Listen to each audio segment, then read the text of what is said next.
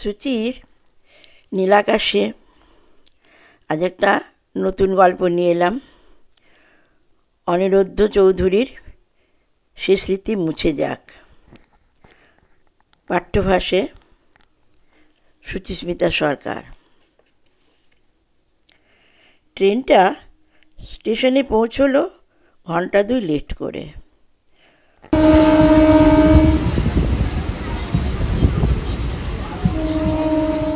পশ্চিমের এক অখ্যাত ছোট্ট স্টেশন। বন্ধু সত্যাজিতের আমন্ত্রণে এসেছি।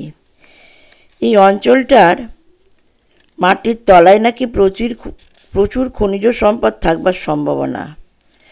একটা ব্যবসায়ী প্রতিষ্ঠানের তরফ থেকে গ্রাউন্ড ইঞ্জিনিয়ার সত্যাজিৎ সেন এখানে এসেছে জায়গাটা পরীক্ষা করে দেখতে। আর এসেই আমাকে পত্রাঘাত, ওর ওখানে কদিন কাটিয়ে যাওয়ার জন্য। স্টেশন থেকে ওর বাসস্থান মাইল 5 দূরে।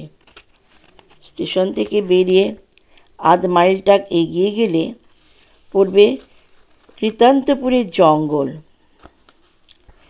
সেই জঙ্গল পেরিয়ে আরও মাইলখানিক গেলে টনটনিয়া নামে এক ছোট্ট আদিবাসী গ্রাম। সেই গ্রামে তাঁবু খাটিয়ে সত্যাজিৎ তার ভূমি পরীক্ষার প্রাথমিক কাজকর্মগুলি করছে। এসব খবর অবশ্য চিঠি থেকে আমি জেনেছি। স্টেশন এলাকা থেকে বেরিয়ে এলাম। বৈশাখের অপরাহ্ন। ট্রেনের ভিতর সারাটা দুপুর অসহ্য গরমে কষ্ট পেয়েছি। জঙ্গলের দিক থেকে ভেসে আসা বাতাসে সারা শরীরটা যেন জুড়িয়ে গেল। একটা টাঙ্গা বা রিক্সা পেলে হতো, কিন্তু এই অখ্যাত স্টেশনে সেসব কিছুই নেই। একখানা গরুর গাড়ির দেখা পাওয়া গেল বটে, কিন্তু গাড়োয়ান কিছুতেই কৃতান্তপুরের জঙ্গল পেরিয়ে টনটনিয়ায় যেতে রাজি হলো না। অগত্যা এক দোকানের কাছ থেকে পথঘাট সম্পর্কে জেনে নিয়ে হাঁটতে শুরু করলাম। ঝড় এলো, সঙ্গে বর্ষণ। শাল গাছগুলোর মধ্যে দিয়ে শোঁ শোঁ করে বইতে লাগলো ঝোড়ো হাওয়া। আর বড় বড় ফোঁটার বৃষ্টি এসে কিছুক্ষণের মধ্যেই আমাকে সম্পূর্ণ ভিজিয়ে দিল। জঙ্গলের ভিতর ঝড়ের আগমনের এক নিজস্ব ভয়ঙ্কর সৌন্দর্য আছে, কিন্তু সেই সৌন্দর্য উপভোগ করার মতো সময় আর মানসিকতা কোনোটাই আমার ছিল না। আমি তখন ব্যস্ত হয়ে পড়েছিলাম একটা আশ্রয়ের খোঁজে, কেননা আমি বেশ বুঝতে পেরেছিলাম যে জঙ্গলের ভেতর পথ হারিয়ে ফেলেছি। কিন্তু এই ঝড় বৃষ্টির মধ্যে আশ্রয়ের খোঁজে এগিয়ে যাওয়া তো সম্ভব না। তাই একটা বড় অর্জুন গাছের তলায় দাঁড়ালাম। এরই মধ্যে নিজেকে যতদূর সম্ভব ঝড় বৃষ্টির হাত থেকে বাঁচাতে হবে। আধ ঘন্টা কেটে গেল, কিন্তু ঝড় বৃষ্টি থামার কোনো লক্ষণ দেখা দিল না। বৈশাখী সন্ধ্যায় আমার বৃষ্টি স্নাত শরীরটা তখন কাঁপছে। এরকম অবস্থায় ঝড়ে আন্দোলিত ডালপাতার ফাঁক দিয়ে যখন একটা অনুজ্জ্বল আলো আমার চোখে পড়ল, তখন আমার মনের আনন্দ সহজেই অনুমেয়। বৃষ্টি আমার চারপাশে এক কুহেলি ঘেরা পরিবেশ সৃষ্টি করেছে, কিন্তু বৃষ্টির সৃষ্ট সেই কুহেলি জাল ছিন্ন করে অনুজ্জ্বল আলোক শিখা আমার কাছে নিয়ে এলো এক আশ্রয়ের সংকেত। ঝড় বৃষ্টির দাপট অগ্রাহ্য করে এগোলাম সেই আলোক শিখার উচ্চ সন্ধানে। মিনিট 5 মধ্যে পৌঁছে গেলাম। এক ধূসর প্রস্তর নির্মিত মঠ, আশেপাশে আরও অনেক প্রাসাদ আর মন্দিরের ভগ্নাবশেষের ওপর মাথা তুলে দাঁড়িয়ে আছে। আপাত দৃষ্টিতেই মনে হয় যে একদা এই মঠের যথেষ্ট গুরুত্ব ছিল। চারপাশের ভগ্ন প্রাসাদ আর মন্দিরগুলো একদা এই মঠকে বেষ্টন করেই ছিল। বাইরে তখন ঝড় বৃষ্টির তাণ্ডব নৃত্য শুরু হয়েছে। মঠের আশেপাশে আর কিছু দেখবার সুযোগ আমার হলো না। এগিয়ে গিয়ে মঠের দরজা ধাক্কা দিলাম, একবার দুবার, কোনো সাড়া শব্দ নেই। আমি তখন হিড়ি করে কাঁপছি। তৃতীয়বার ধাক্কা দেবার পর দরজার ওপাশে অস্পষ্ট পায়ের শব্দ শুনতে পাওয়া গেল। শব্দটা স্পষ্টতর হলো।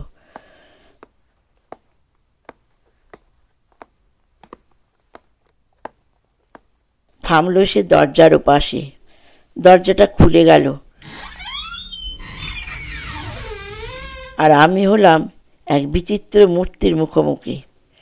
মূর্তির হাতের লণ্ঠনেই আমি তার চেহারাটা দেখতে পেলাম। লম্বা, রোগা চেহারা, গায়ে রক্তলাল রঙের আলখাল্লা নেমে এসেছে প্রায় পায়ের গোড়ালি পর্যন্ত। মাথায় লম্বা লম্বা চুল, মেয়েদের মতো মাঝখানে সিঁথি। লম্বা চুলের গোছা মাথা থেকে নেমে কাঁধ ছাড়িয়ে দেহের ওপর ঝুলে লটপট করছে। মুখে আবক্ষ ছুচলো দাড়ি, চোখে তীক্ষ্ণ সতর্ক দৃষ্টি। কী প্রয়োজন? মূর্তির গলার স্বরে শুনে অবাক হলাম। অত্যন্ত ভদ্র কণ্ঠস্বর। এরকম মূর্তির কাছ থেকে এমন সুমিষ্ট মার্জিত কণ্ঠস্বর যেন আশাই করা যায় না। এই জঙ্গলের ভেতর ঝড় বৃষ্টির মাঝখানে পথ হারিয়েছি। রাতের মতো যদি একটু আশ্রয়। নিশ্চয়ই নিশ্চয়ই।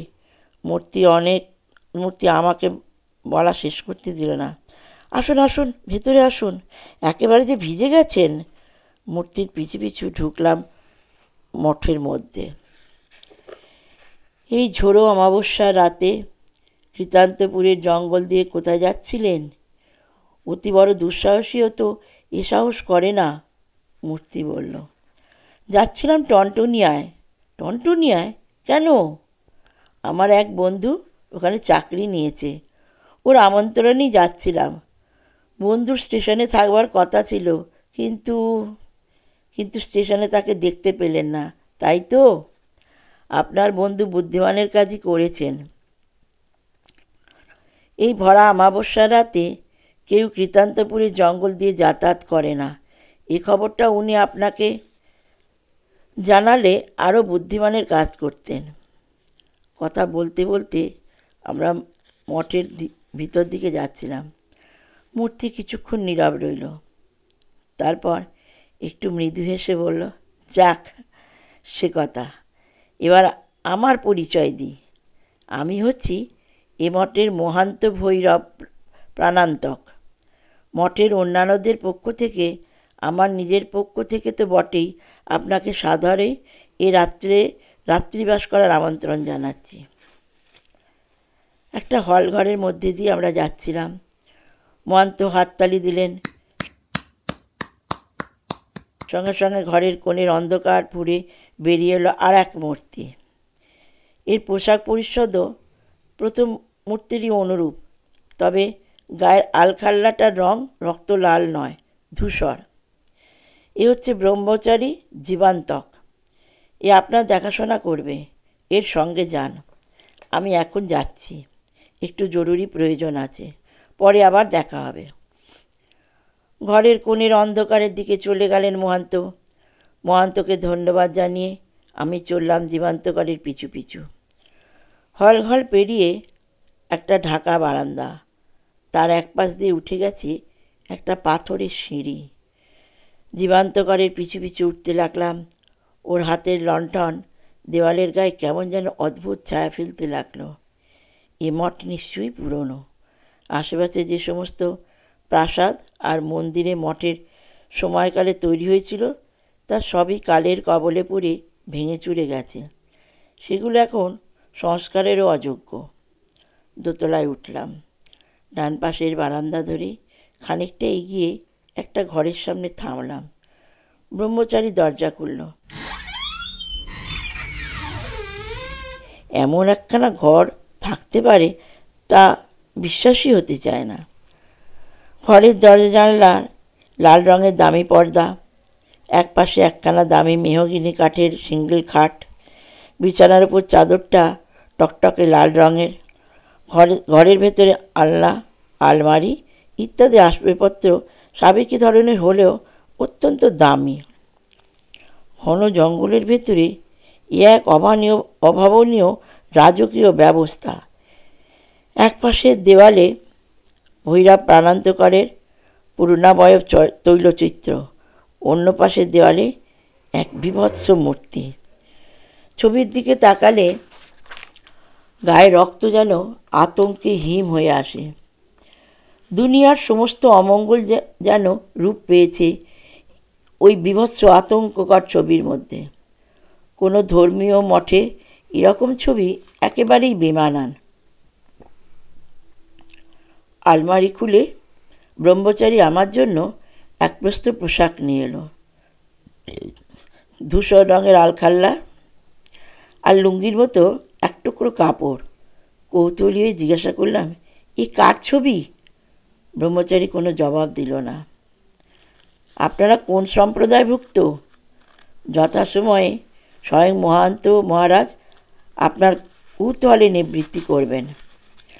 আমি বাইরে অপেক্ষা করছি, আপনার কোনো প্রয়োজন হলে ঘণ্টাধ্বনি করবেন, আমি আসব। স্বল্পভাগ ব্রহ্মচারী ঘর থেকে বেরিয়ে গেল। যাবার সময় হাতের লণ্ঠনটা রেখে গেল টেবিলের ওপর। পথশ্রমে বেশ ক্লান্ত হয়ে পড়েছিলাম। ভাবলাম একটু ঘুমিয়ে নিই, কিন্তু বৃথা চেষ্টা। দেহ মন ক্লান্ত, কিন্তু তবুও ঘুম এলো না। চুপ করে শুয়ে রইলাম। বেশ কিছুক্ষণ কেটে গেল। ঢং ঢং করে দুবার ঘণ্টাধ্বনি হলো।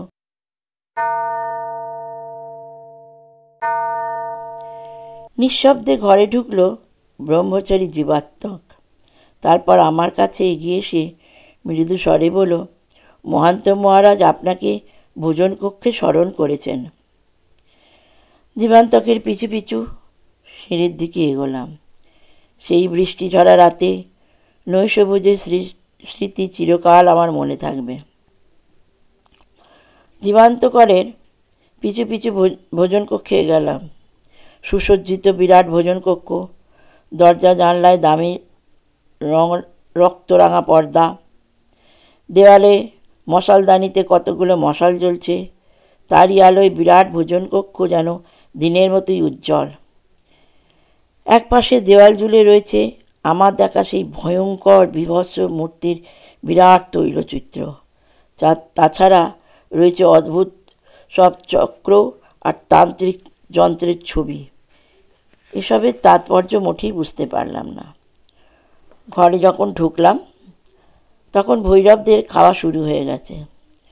ভোজ্যদ্রব্য মাঝখানে রেখে গোল হয়ে বসেছেন তারা, সংখ্যায় মোট 10 জন। আমাকে কেউ বসতে বলল না, কিন্তু গরজ বড় বালাই মহান্তের পাশে একখানা আসন খালি ছিল, বসে পড়লাম। 3 জন ব্রহ্মচারী নিঃশব্দে পদসঞ্চারে ঘরের ভেতরে ঘোরাফেরা করছিল। মাঝে মাঝে তারা নিয়ে আসছিল নতুন নতুন ভোজ্যদ্রব্য। নিরামিষ থেকে আমিষ দ্রব্যের ওপরই এই সাধুদের বেশি আকর্ষণ দেখলাম।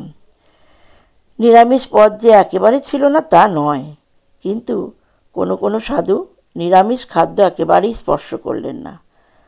মাছ মাংসের বিপুল আয়োজন, রান্না অপূর্ব। ব্রহ্মচারীরা দামি স্ফটিক পাত্রে পানীয় নিয়ে এলো। জীবনসুধা, জীবনসুধা, কয়েকজন সাধু আনন্দের আতিশয্যে চিৎকার করে উঠলেন। ব্রহ্মচারীরা সবার সামনে এক পাত্র করে পানীয় রাখল। আমিও পেলাম এক পাত্র। চুমুক দিলাম। কেমন যেন নোনতা স্বাদ, আমার মোটেই ভালো লাগলো না। অথচ সাধুরা পরম তৃপ্তি নিয়ে পান করছেন। এতক্ষণ সাধুরা চুপচাপ এক মনে খেয়ে যাচ্ছিলেন। এবার তাদের মধ্যে গল্পগুজব শুরু হলো। আসন ছেড়ে কেউ উঠলেন না। বোধহয় আরও কোনো খাদ্যদ্রব্য আসে। কত খাবে এই সাধুরা? আমার খাওয়া হয়ে গিয়েছিল, কিন্তু কেউ আসন ছেড়ে না ওঠায় সৌজন্যের খাতিরে আমি উঠতে পারছিলাম না। চমকে উঠলাম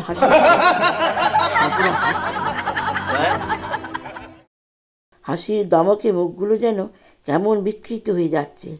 লম্বা ছুচুলো সদন্ত বেরিয়ে পড়ে কৃষ মুখগুলিকে কেমন বিভৎস করে তুলেছে।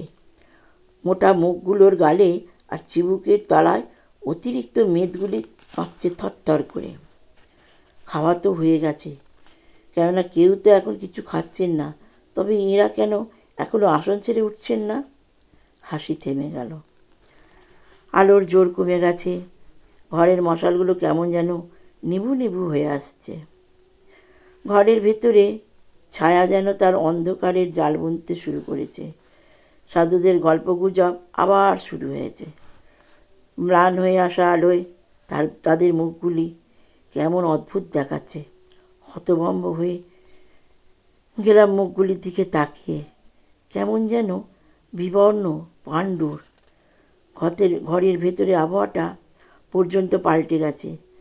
দরজা জানলার পর্দাগুলো হাওয়ায় উঠছে। মনে হচ্ছিল ঝড় নয়, কোনো অদৃশ্য হাত যেন ওগুলো নাড়িয়ে দিচ্ছে। আধো আলো আধো ছায়াময় ঘরের সিলিংয়ে অদ্ভুত অদ্ভুত সব ছায়া পড়ছে। একপাশের দেওয়ালে টাঙানো সেই ভয়াল ছবিখানাকে আরও বীভৎস, আরও আতঙ্কময় মনে হচ্ছে। পাতের পাশে পড়ে থাকা মাংসের হাড়গুলো মনে করিয়ে দিচ্ছিল একটা জীবের শোচনীয় পরিণতির কথা। এই পরিবেশে সাধুদের গল্প আমার মনের শান্তি আরও কেড়ে নিল। সাধুরা কোনো ধর্মীয় আলোচনা করছেন না, তারা ভৌতিক পৈশাচিক গল্প শুরু করেছেন। গল্পগুলো নতুন নয়, পুরনো। আমরা ছোটবেলায়ও এ ধরনের গল্প অনেক শুনেছি, কিন্তু সাধুরা যেন নতুন নতুন আতঙ্কের অনুপ্রবেশ ঘটাচ্ছেন কাহিনীগুলোর মধ্যে। খাবার পরে বসে থেকে যে তন্দ্রালু ভাবটা আমার এসেছিল, তা তখন একেবারেই কেটে গিয়েছিল। এক অজানা আশঙ্কায় দেহ মনে কেমন যেন দুর্বল হয়ে পড়েছিলাম। একটা কিছু যে ঘটতে যাচ্ছে তা বেশ বুঝতে পারছিলাম, কিন্তু কি ঘটতে যাচ্ছে? স্তব্ধ হও! মহান্ত ভৈরব প্রাণান্ত ঘাত তুললেন। সঙ্গে সঙ্গে বন্ধ হয়ে গেল সাধুদের গুঞ্জন। সবাই পূর্ণ মনোযোগে তাকালেন প্রাণান্তকরের দিকে। ঠিক এই সময় একজন ব্রহ্মচারী একটা ঢাকা পাত্রে কি যেন নিয়ে এসে রাখল মহান্তের সামনে। পাত্রটার দিকে কিছুক্ষণ চুপ করে তাকিয়ে রইলেন মহান্ত। তাঁর ঠোঁটের কোণায় খেলে গেল প্রহেলিকাময় এক টুকরো হাসি। তারপর আমার দিকে তাকিয়ে তিনি তার ভাষণ শুরু করলেন। এটা খুবই সৌভাগ্যের কথা যে আপনি আজ আমাদের এখানে রাত্রিবাস করছেন। অনেকেরই এই বনে এমন সৌভাগ্য যেন রাত্রিবাস হয় না।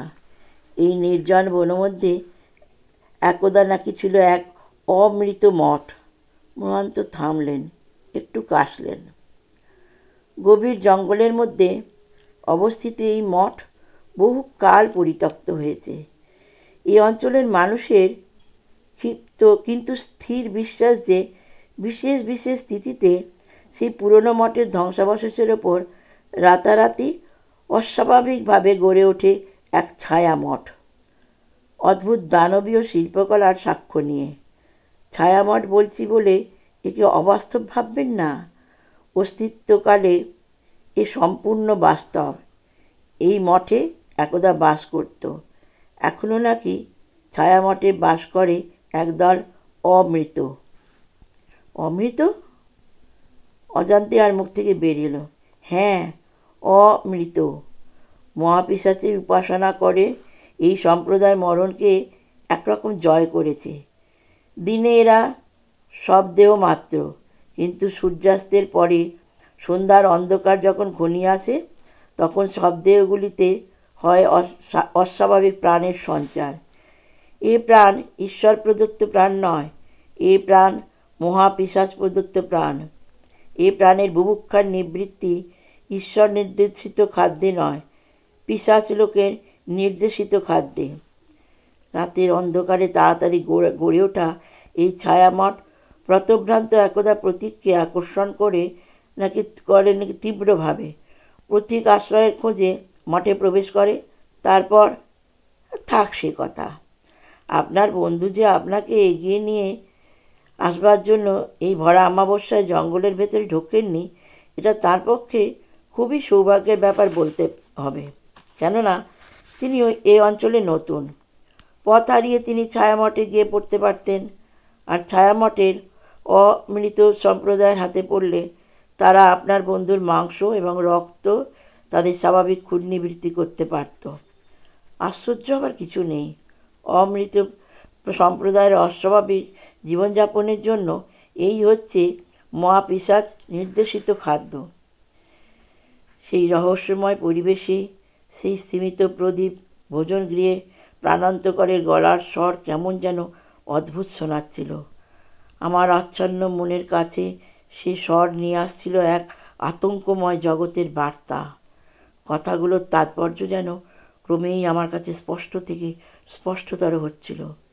পথহারা প্রতীক, অমৃত মঠ, অদ্ভুত সাপ খেলানো সুরে মন্ত্রপাঠ, গভীর জঙ্গলে রাজকীয় ঐশ্বর্য, আমার দিকে তাকিয়ে থাকা সাধুদের বিবর্ণ পাণ্ডুর অথচ লোভাতুর মুখগুলো, আমার মনের আকাশে উড়ে আসছিল একরকম টুকরো টুকরো চিন্তার মেঘগুলো।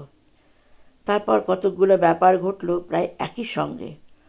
মাংসটা শেষ করা যাক, এ কথা বলে মহান্ত তাঁর সামনে রাখা পাত্রটার ঢাকনা ধীরে ধীরে খুললেন। একটা আর্ত চিৎকার বেরিয়ে এলো আমার কণ্ঠ থেকে।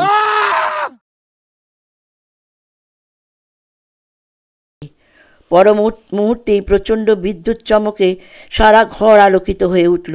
বাইরে শোনা গেল মেঘের গুরুগম্ভীর গর্জন। সাধুরা হেসে উঠল হি হি করে। কি পৈশাচিক হাসি! যেন নরকের অন্ধকার পাতাল গহ্বর থেকে এ হাসি ভেসে আসছে। আমার চোখের সামনে নেমে এলো নিরন্ধ্র অন্ধকারের এক কালো জবনিকা। জ্ঞান হারালাম। যখন জ্ঞান ফিরল, দেখলাম যে এক কাদা ভরা গর্তের মধ্যে পড়ে আছি। রাতের প্রবল বর্ষণের আক্রমণে সারা দেহ আমার ভিজে গেছে। ধূসর পোশাকের ওপর পড়েছে পুরো কাদার প্রলেপ। উঠতে গেলাম, ডান হাতখানা তুলতে পারছিলাম না। অসহ্য ব্যথা। মচকে গেছে ভেতরে। ফ্র্যাকচার হয়েছে কিনা তাই বা কে জানে। কোনো রকমে গর্ত থেকে উঠলাম। আবার সামনে বিস্তীর্ণ এলাকা জুড়ে ছায়ামঠ, প্রাসাদ আর গৃহের ধ্বংসাবশেষ। রাত শেষ, বৃষ্টি থেমে গেছে। আকাশ কিন্তু এখনো থমথমে। ঝোড়ো হাওয়া এখনো বইছে। বিধ্বস্ত শরীরটাকে নিয়ে কোনো রকমে এগোলাম টনটনিয়ার দিকে। সত্যাজিতের ক্যাম্পের সামনে যখন পৌঁছলাম, তখন আমি ভুল বকছি, কিন্তু সেখানে গিয়ে বেয়ারার কাছে যা শুনলাম তাতে আমি উন্মাদের মতন হয়ে গেলাম। শুনলাম আমাকে এগিয়ে আনবার জন্য সত্যাজিৎ কাল বিকালে কৃতান্তপুরের মধ্য দিয়ে স্টেশনের দিকে যাত্রা করেছিল, কিন্তু এখনো পর্যন্ত সে ফিরে আসেনি। বেয়ারা এখন থানায় খবর দেবে কিনা ভাবছে। সে রাতের কথা কোনোদিন আমি ভুলব না। সেই ছায়ামঠ, সেই মন্ত্রপাঠ, প্রাণান্তক, জীবান্তক, ভোজনরত অমৃত সম্প্রদায়ের অন্যান্য ভৈরব এবং ব্রহ্মচারী, শয়নে স্বপনে তন্দ্রায় জাগরণে কখনো এই ভয়ঙ্কর স্মৃতির কবর থেকে আমি মুক্তি হতে পারছি না। ভগবানের কাছে কায় মনোবাক্যে প্রার্থনা করি এই স্মৃতি যেন তিনি আমার মন থেকে মুছে দেন, যে স্মৃতি আমাকে উন্মাদ করেছিল। ব্যাপারটা ঘটেছিল সেই প্রচণ্ড বিদ্যুৎ চমকের ঠিক আগে। আমার মন জানে আমি যা দেখেছিলাম তা সত্যি, কিন্তু এই ভয়ঙ্কর সত্যের ভার আমি বহন করতে পারছি না। আমার মনের শান্তি চিরকালের জন্য চলে গেছে। কোনো দিন আর তা ফিরে আসবে না। সমস্ত জীবনটা যেন অভিশপ্ত হয়ে গেছে আমার।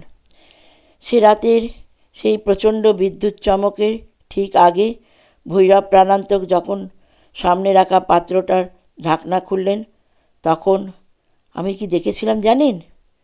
দেখেছিলাম পাত্রটার মধ্যে রয়েছে সেদ্ধ করা একটা মানুষের মাথা, আর সে মাথা আমার বন্ধু সত্যাজিৎ সেনের। গল্পটা নিশ্চয়ই ভালো লেগেছে।